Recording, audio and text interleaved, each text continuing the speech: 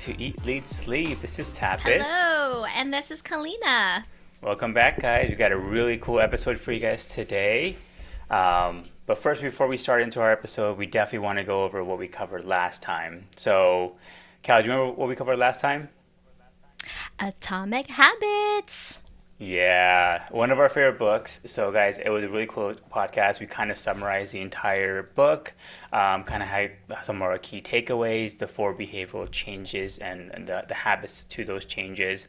So, definitely check it out. Of course, check out the book. But if you guys don't have the time for it, check out our podcast, about 35 minutes, straight to the point, and you guys can also see how we incorporated that book into our lives. But don't want to postpone anymore. Let's get right into our topic today. So today we're going to be talking about mindfulness. Cal, you ready for this definition of mindfulness? Yes, give it to me. What There you is go. mindfulness?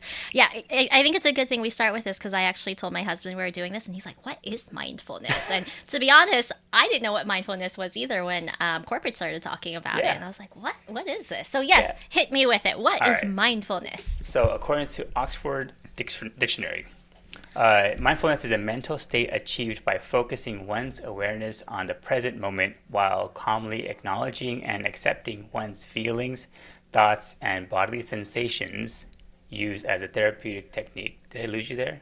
That sounded boring. I wasn't sleeping. I was closing my eyes, listening to the Okay. words. I was All trying to right. picture it. Yes, not boring, but it does sound something that I actually like a little bit, kind of a hippie-ish kind of, self-awareness type thought that I practice. So, I mean, if I had to put in my own terms, Kalina's way of mindfulness, I think for me, it's really just setting your intentions with your actions and your thoughts. So that's just really being mindful of my environment and just being mindful of how I feel and the people around me and being able to control my environment. That's how I look at being mindful. What Yeah, I about think you? yeah, same here. I think that's just kind of being very intentional with myself, my decisions that I make. So Yeah. obviously, I got to make sure that I'm trying to center myself and I'm trying to be just mindful of what's around me instead of just being all in my head, which I tend to do all the time. As you can see, I have a big head, so there's a lot of thoughts running through there all the time, while all my hair ran away from my body. Um, right? So, I don't agree with that. But what you just said right there is just kind of spot on. That being in your head, right? Whether or not you have a small head or a big head, you live in your head, and I think that's what is debilitating for a lot of us as leaders or those that work and just have all these stressors on us every day. yeah, I agree. I agree. So, Kat, why don't you tell me why is it important to us to talk about mindfulness first of all, and why is it important to you as well?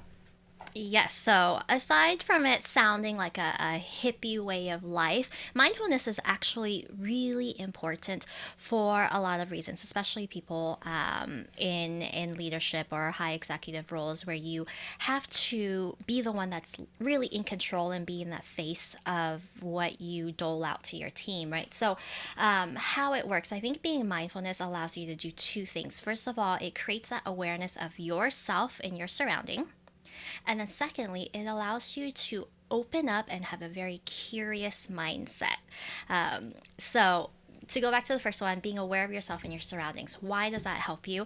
It actually helps you be more perceptive. And I think with so much going on in our daily lives, from work to family to self and everything that we have to go through, just being perceptive of everything is really key. It also allows you to be able to better focus and manage your attention. So if you're just aware, that kind of makes sense. You can better manage and focus your attention, and also being aware of your own emotions and other people's emotions, right?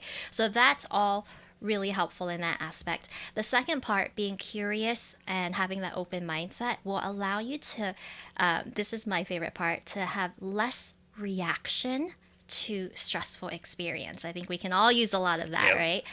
Have less judgment of yourself and others. Again, being parents, I'm sure we are probably our worst critics. So having less judgment of others and of ourselves, and then being open to learning about change. I think those are very key things that, again, are potentially roadblocks in a lot of us as we are in work and at home and trying to advance and do what it is that we need to do for our roles, and just not being able to learn or being able to have an open mind about what we're doing or how we're doing something can really prevent us from our growth.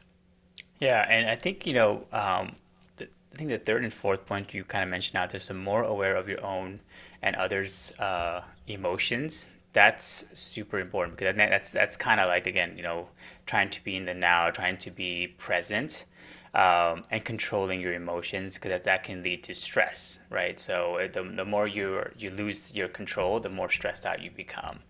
And then Yes. exactly, right? So uh, let's kind of go over stress because that is a word that's thrown around everywhere. I mean, everything is a stressful environment. I feel like as species of humans, we even have our own stress hormone. I mean, that's why it's so important, right?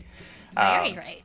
yeah. So now let's go through the boring definition of stress. All right. So stress is you're reactive when you perceive that demands. So I guess it's your reaction of events that if the situation that you're in exceeds your ability to manage them. So I kind of agree with that. This is one of the boring ones I actually can agree with. So it's essentially where you see a situation where you're like, this is going to be too much for me. There's no way I can do this stuff. Like for example, we're going through a bunch of rollout of COVID-19 vaccines. I have all this stuff I got to prepare for. I'm just not going to get through it. This is super crazy. How can corporate ask me to do this kind of stuff? And again, all in my head, what's on actually on Got it. paper is, hey, you're 2 weeks out, you're 3 weeks out. You got time to prepare, but I'm just like I gotta figure this out now, and I'm stressing out, right? So, what are your kind of like what do you define as stress? That was an aha moment for me right there. You just said your stress is your reaction when you perceive that the demand of a situation may exceed your ability to Hmm. manage them. That means I'm stressed when I know I can't handle it. When I'm Yep. just like, oh my gosh, this is just too much for me. And that's it, right? That is a really good moment to pause on and think about, because I think a lot of times when we think about stress, we don't internalize it as I can't handle it. We internalize it as this is just too much. Like, Yeah. the problem is the company is giving me all of these things. The problem is my colleagues aren't doing what I need them to do, and my team isn't, doing what they're supposed to do. So that's why I'm stressed. Whereas what this is saying is stress isn't because of everyone else; it's actually because of you. And you're saying that you can't handle it. Um, I think a lot of us wouldn't admit that, but we throw around the stressful word very easily, right? So kind of had that aha moment right there is when you actually say, or when I say, hey, I'm stressed out, I'm actually saying, hey, I can't handle this.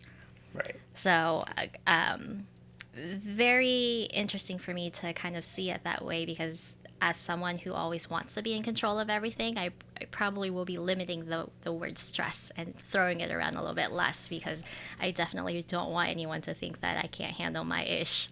Yeah. And I'm, And stress. The more I think about it, right, this stress comes from internal, you know, thoughts and internal situations and perceptions, right? Because what I always used to do was I'd be like, my work gives me stress, my my wife gives me stress, my toddler gives me stress. So I'm always thinking people are throwing stress at me, where right, in exactly. reality, it's actually like I'm just in my head, stressed out. My daughter isn't doing anything specific, or she's not giving me a stress card or anything like that. It's literally just I'm just in my own head and getting It's how stressed we're out. responding to it. Yeah, it's Yes, how we're exactly. responding. It's our inability to control the situation, Yeah, and prioritize it with enough clarity that our mind can say, okay, I got this, it's okay. yeah. So stress is something that's internalized. It comes from our own, our own brains, our own minds, right? So in order to get rid of stress or get around stress, it has to also come from inside. We can't go out to the world and say, okay, let me find other ways to relieve my stress, whether it's eating a lot or whatever it might be, right? We still have to find ways to kind of help ourselves and undo the stress in our own heads. So Cal, I know you have some good ideas or practices that we can use, right? And not just like Yes. specific time, but specific things you can do on a day-to-day basis. So what do you use? Yes. So when you're talking about specific time and day to day, being specific, that's more of like the formal practice. So I know a lot of people do practice that where they do either breath meditation or yoga, gentle yoga, or anything like that, just to kind of clear their minds. Every morning I do kind of a daily aspiration, and I'll just kind of go through my checklist today. This is my intent. This is what I'm going to be. I'm going to be patient. I'm going to be kind. I'm going to have a curious mindset.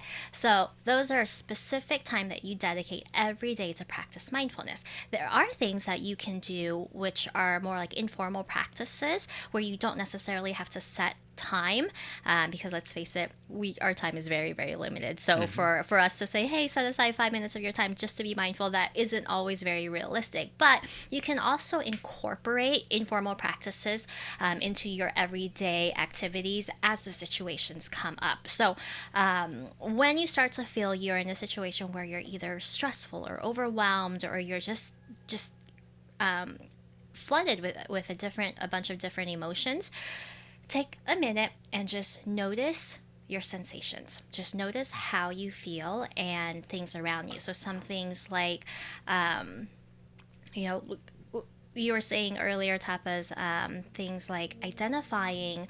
When we were having a conversation earlier about this, you were saying just stop and identify what's right in front of you, so that you are less distracted with all of the fears that's in your head. So, for instance, right now we're talking. You're saying, "Hey, this is a microphone. Hmm. This is my headset.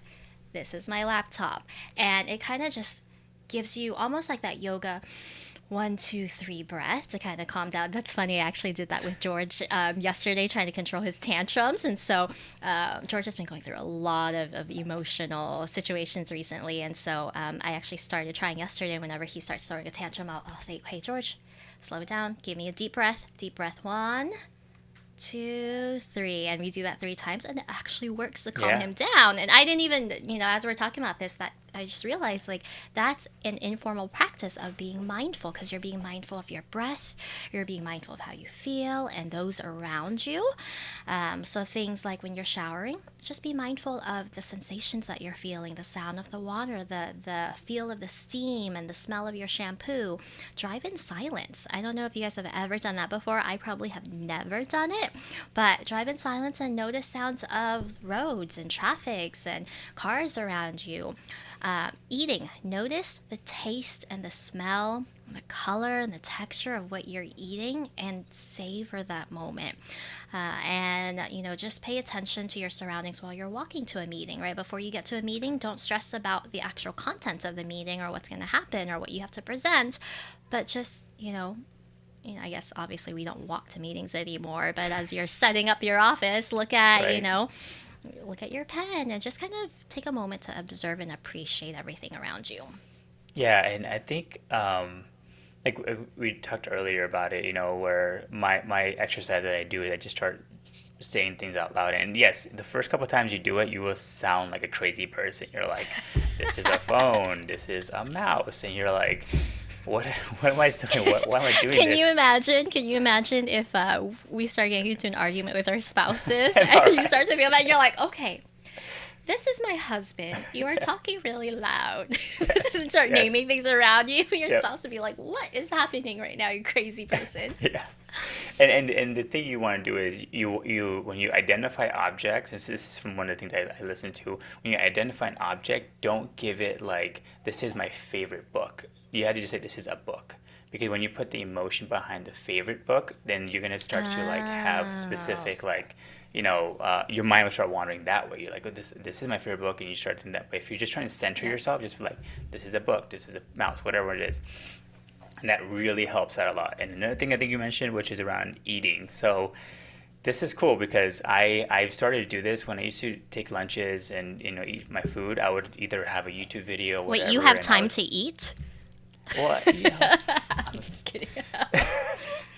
you gotta make time, and yes, Yes. we eat a lot of time. We eat throughout our entire day, right? We don't really eat like in a one set sitting, but now I actually do. So if I actually eat, I will actually carve out 10, 15 minutes, Yay! and I'll just be like, I'm having this broccoli, and this is a great cooked broccoli, or Tapas, this is the worst broccoli you ever cooked, but hey, I'm eating this broccoli, right? Um, I always do that. So that helped me a lot, and surprisingly, this is these kind of informal practice of trying to identify yourself and being mindful helps you just kind of slow things down, and it's so instantaneous because you don't have to wait for your next yoga session to feel calm. This is like you doing it on the fly, right? Very true. Yep. It's really important to honor your feelings. I don't Yes, think we do like that. enough of that because we're just, like you said, you're either worried about the past or stressed about the future and just anxious about it. This helps us center and be in the moment. And as I have learned, and I think I've said it before, you can only be happy if you're in the moment because Yes. your body is programmed to only be that way. So your body is living in the now, but then your mind is always like running in all these different places. And when your mind is either in the past or the future, that's when there's a disconnect with your body, Yep. and that's when things like ailments happen and sickness and lack of sleep and all of those dysfunctions of our body start to build up. Yeah, I agree. So let's go into a couple of our experiences. So how we've been utilizing mindfulness. What do we do? Um, or maybe just give like a story, a couple of stories that we use every single day or once in a while, right? So let me kick it off. I can see you're trying to think of a good one. So um, when stress comes for me, it's around a lot of emails. So if I get a lot of emails, or if there's deadlines coming up, or if we have this project, and I don't feel like I'm prepared to take on this project, or I don't think my team is prepared, that's when everything starts to just add up for me, right? And again, I start doing the same thing. So I start taking a break. If it's a matter of like every 5 minutes, every hour, I take a 5 minute break and just kind of calm myself down that way. Or again, I do my exercise where I'm identifying things. That really helps me out a lot, and it really significantly decreases my stress level. I've noticed that. Another thing that I also come to realize for me is a lot of the stuff that you think is going to happen because you don't meet the deadline. Again, I'm thinking, okay, if I don't meet this deadline, or if I don't do this, my boss is either going to yell at me, or he's going to fire me, or my colleague that's depending on me is going to be disappointed and they're going to hate me for the rest of my life and all that kind of stuff, right? That's all in my head. That's where stress is from, right? But in reality, that's never the case. If I'm honest with my boss and I tell him, hey, sorry, I know I'm going to be a little bit late, but I'll get it done. I promise. Give me a few hours. He'd be like, cool, no problem. You got it, Tappas. Take your time. And again, at that moment, you're like, why the hell did I stress about this? Like, he's understanding of the situation. He's also human. He knows that I'm stressed about this. But I think if you do that proactively, and obviously you don't want to miss deadlines. You don't want to be, that's not the point. Is that if the point is that if you get to that situation where you might, or if you start thinking about like, oh my God, this is the worst thing in the world. I'm going to lose my job. Just think, you may not. Right, you may not lose your job unless if you do something really catastrophic to the company, then you might. But I would say 99% of the time that's never the case, right? So that's kind of how I've been using mindfulness. Is I just gotta kind of be in my head and just try to think about like the situation that I'm presented with, and I gotta make sure that if I'm stressed at that moment, I'm gonna just start identifying things, or take a break and eat something and just sit there for 10 minutes, eat an entire lunch, or again just tell myself there's not this there could be much worse situations than this, and my boss is not going to freak out about this. So kind of how I've been using it. I like that. I took a couple of notes as you were speaking. So, Hmm. some of the things I heard is one, self imposed pressures. You are creating the pressure for yourself. No one else is. Your Yep. boss didn't come to you and say, if you don't do this, you're going to get fired. I mean, Exactly. realistically, you guys, I do understand that there are some people that have bosses or situations, work situations, where that is what it is. And you do Hmm. have to, meet that deadline or you will be fired. So, I mean, in those obviously extreme cases, that's not what we're talking about in your arch. This is just more of the everyday, day-to-day activities and things that we have to do. That self-imposed pressure is, something we have to remember, that it's something that we're doing for ourselves. The other thing that I heard is we need to stop thinking and feeling for other people, right? Because you said if I don't do this, then this person's going to be upset at me, or this person's going to have to do more workload. And I actually been seeing a lot of that lately. I've been talking to my peers, and they're super stressed out. And I ask like, well, why does the situation stress you out? And they'll start talking about, well, I feel bad for this person. I feel bad that my team has to do this, or I feel bad, blah blah blah. But what you're doing is you don't know that that's how they really feel, Yeah. right? Yes, maybe they do feel bad, yes, but they may feel bad, but they know what they have to do anyway. We're just taking on all of these emotions, and we're literally dumping it on ourselves without knowing anything for sure. We're voluntarily just taking everything in. And the last thing I heard from you was communication. If you have clear communication, if you talk to your boss, if you talk to your team, if you actually said the words that you needed to say to clarify the situation, you wouldn't have all of those, as much of that self imposed pressure and the feeling of being stressed out. So, very, very good points, and definitely something that I have seen recently with myself as well, and a lot of my peers go through also. So, again, very good reason why we need to just take that moment and be mindful of feelings and others around us. No, so I was just going to say thank you for sharing that. For me personally, I don't have a particular story. I guess I can say, so like you mentioned earlier with COVID-19 vaccinations, I'm so excited. Finally, the phase 1A colleagues are, or 1A healthcare providers are finally able to get vaccinated in the state of California, which is where we are situated at. So it's really exciting. With that also comes what's going to be next, which is the next phase of other people being vaccinated. So it's almost like, well, what happens now? How do we prepare for that? How do we get our teams aligned? How are we going to make sure it is executed seamlessly? And there really is not a lot of guidance or direction around it. So it is stressful, right? We're trying to do something that we have no idea how to do, what the timeline is, because things are changing like by the minute. The state's approving this or the company is approving that. And so we just don't know when anything's going to happen. So it's a lot of unnerving feelings to kind of just kind of sit and feel like once they turn on that light, you got to just go full force, but you have no idea what it is that you're doing. So that can feel very stressful. So along with that, I think it's not necessarily just that one situation. It's just any situation of having a new assignment or a new project where there's just limited information or direction. That's when I feel the most stressed and overwhelmed. So what I try to do is I start to kind of run through some questions in my head so that I can be more aware and more mindful, so that I can control my responses to it. So I typically have 3 or 4 questions I always ask myself. What is the actual problem? So for me, it's just to like pinpoint and take out the noise of what the situation is and say, okay, what is it that I actually have to do? And then also for myself, honoring my feelings is, why do I feel the way that I do?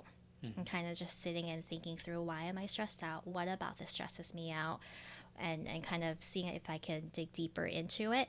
And then also asking what is expected of me, because a lot of times I want to be the best of the best and I want to go above and beyond and do all of these crazy things. And so I magnify my workload so much more than I really should. So just kind of taking a step back. Okay, well, what is the bare minimum of what I am supposed to do in the situation? And then what is the worst that will happen if I don't follow through with this? So I kind of painting the picture that way really allows me to look at each of those questions and kind of just pinpoint, hey, this is what I need to focus on, and then everything else is just kind of noise I don't need to focus on as much. That's a really, really cool way to kind of organize your thoughts that way. So what would you say, like, what's like the worst, when you say your fourth question, which is like, what's the worst that can happen, right? So Yes. what could be the worst thing that can happen? So let's give an example.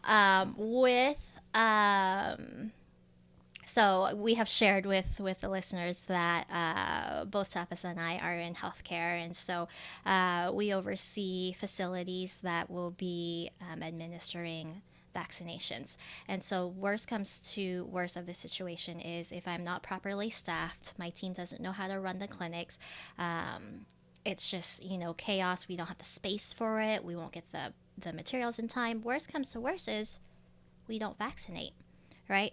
But is that the worst thing? If we cannot vaccinate at this particular location, I will just have to figure out how to transport the vaccination to another site that can handle it and maneuver things around so that the vaccines will still come out.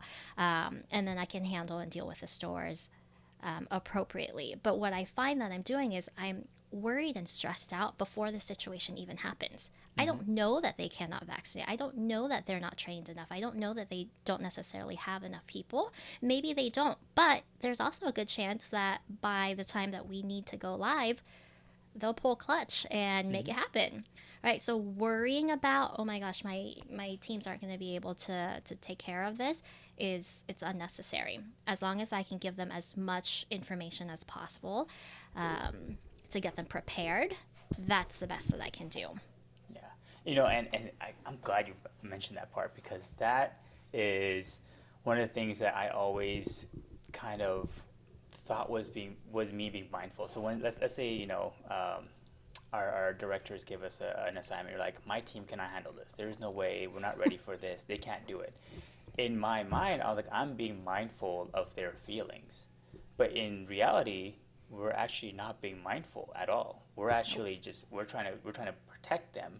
But and a lot of times I've actually told my team like, hey, we got this deadline coming up. It's gonna be too rough. We're gonna have to make it though. Like, sure, let's do it. My team exactly will right. To it, right? So what you just said though, we have to remember. You said what you're trying to do is protect them. Yes. But in reality, you're not protecting them. You're actually doing them more harm by not allowing them to go through the experience, by not allowing them to learn from the experience and overcome and experience what they need to grow. So I love that you pointed it out. Yeah. So and again, it goes back to one of the reason why it's important to be less judgmental of yourself and others too. So like you're also kind of judging that your team is not going to be able to do this, right? Yes, so, that is so true. Genius, tying it all together right there. Yeah. Yes. Right, Yeah. judging in a good way or a bad way, you're still Yeah. judging because you're just saying, hey, this is too much workload, and I think we think we're trying to be fair by empathizing with them and saying it's too much for them to handle, but you're also kind of saying they can't handle this. Yeah. Which and again, that's not being mindful at all. I would say that's the opposite of being mindful. That you're hurting their own development and their own chance to prove themselves either as well. So awesome. So glad. Thank you for sharing. That was a really good one.